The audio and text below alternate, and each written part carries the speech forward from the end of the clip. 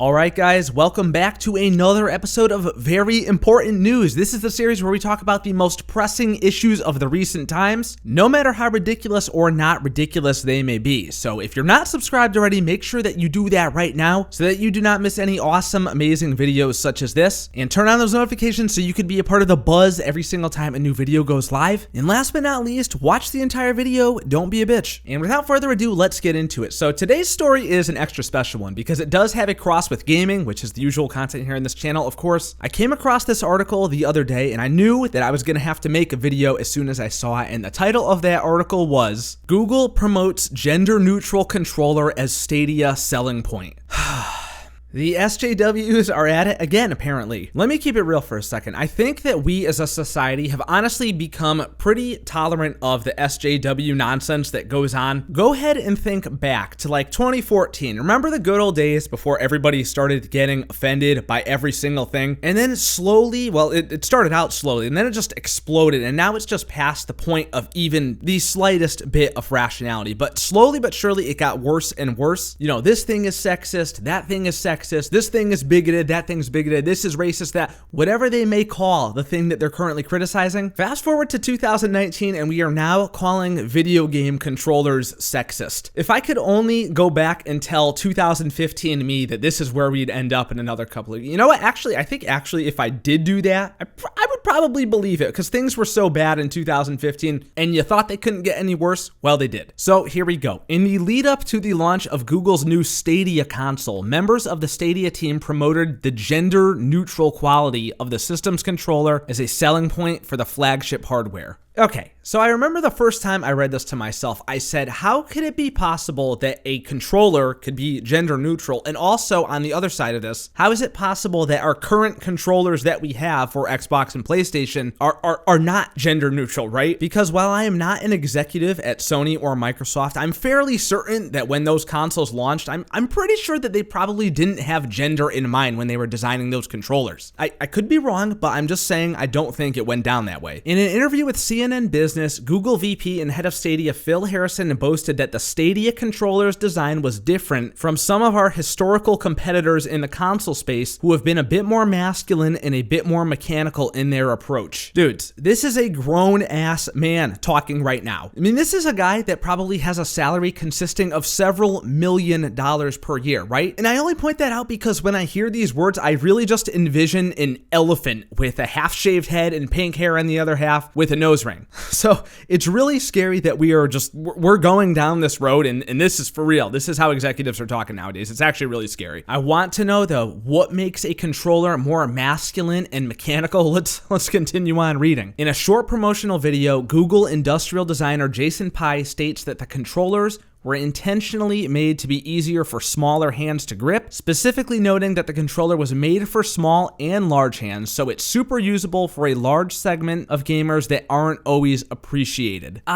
So that's it. That's the answer I was looking for there. The other controllers are too big is basically what they're trying to say here. So if the controllers are too big for the other consoles, it prevents women from playing the games, or it prevents people that are non-binary or whatever they identify as. God knows, you know, what the actual selling point would be, like what the sales pitch would actually be. It's preventing those people from playing video games. So I have three things that I want to say about this. First of all, go on Twitch and look at the top lines of most games. You will surely find tons of female gamers on the top lines of Twitch making much more money than I could ever fathom in my entire life just for being hot and playing video games, getting donated to by a bunch of fucking losers. Some out there might refer to that as living on recruit difficulty. Second of all, I'm an Xbox player, right? When I play video games on console, I play on the Xbox. I do not own a PlayStation. However, I have played on a PlayStation several times. You may remember that when the Modern Warfare beta came out on PlayStation only, I borrowed a PlayStation in real life and I was complaining about the controller the entire time. One of the reasons for that being because the PlayStation controller just, it feels like a tiny little piece of shit in my hands. I'm sorry if you play on PlayStation,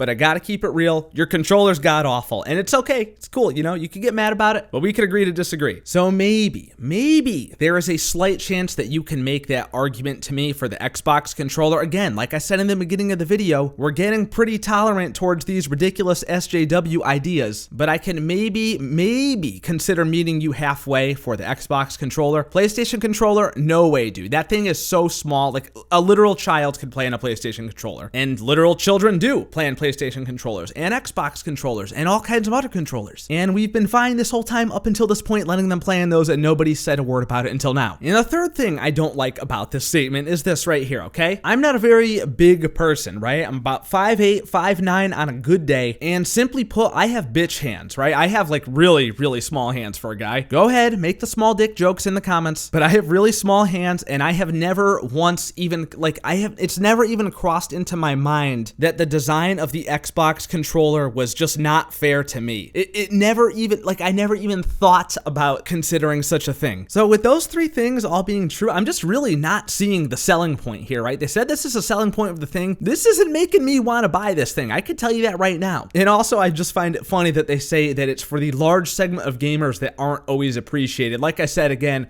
go on Twitch, look at all the fucking losers donating to those girls on there. I think they're pretty appreciated. I don't know. But wait, there's more. Let's continue reading. The controller is offered in 3 different colors: white, black, and a light green wasabi color, chosen for its universal appeal, according to Google Director of Design Isabel Olsen, who found that both men and women gravitated towards this color. She praised the fact that it ended up being super gender neutral, but is still really expressive, as it's really hard to find colors like that. All right, dude.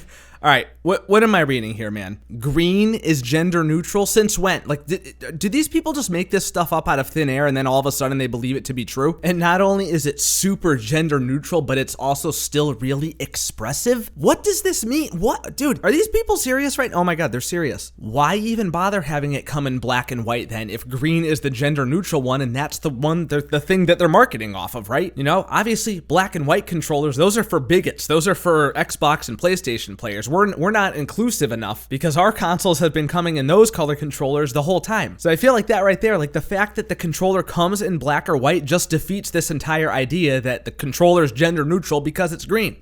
It's almost as if it doesn't fucking matter, right? I just don't see what the point of all this is, man. Like, who are they studying? What are their focus groups telling them that is making them make these decisions? I mean, this is a huge investment for Google to make this Stadia console streaming service. You would think they would, not want to screw the entire thing up by doing these stupid things that other video game companies have dearly paid for, but clearly nobody thought of that along the way, and Stadia is not off to a very good start. This is probably the smallest reason of them all. There's a lot of other bad things going on with Stadia too. But if I wanted to come out and compete with Sony and Microsoft for the console gaming market, this would definitely be the last thing that I would put in my marketing campaign. Now, maybe they view it as one of those situations where they say any press is good press, so they got people like me out here talking about it in videos and stuff. Now you guys all know that it's a gender neutral controller. Google Stadia is fresh in your mind, blah, blah, blah. Maybe you want to try it. Maybe they're doing that thing. I acknowledge that that could be a possibility. So I would technically be taking the bait if that were true. Self-aware, by the way. But considering it's Google and Google is horrible and YouTube is horrible and everything Google touches is pretty much horrible, I don't really think that that's the way that this all turned out. By the way, I'm also quite certain that you could get Xbox and PlayStation controllers in green. But again, who says green is like a gender neutral color? Who says girls gravitate towards green, right? I mean, think about the hottest chick you knew in high school or whatever. Did she ever wear fucking green to school?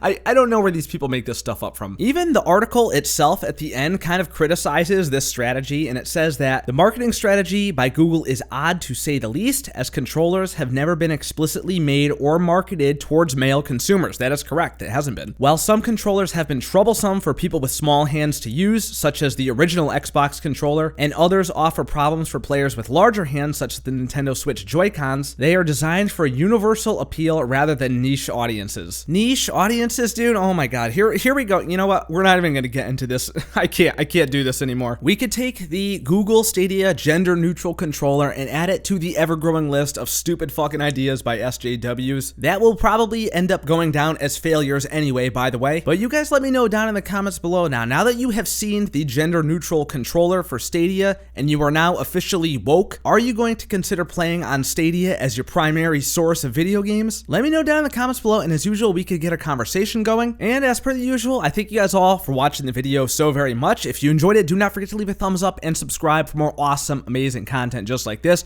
Turn on the bell notifications, blah, blah, blah, so you can be part of the buzz every single time a new video goes live. Follow me on Twitter and also on Twitch. Links are both down below, and I will see you dudes in the next video. Love you, bye.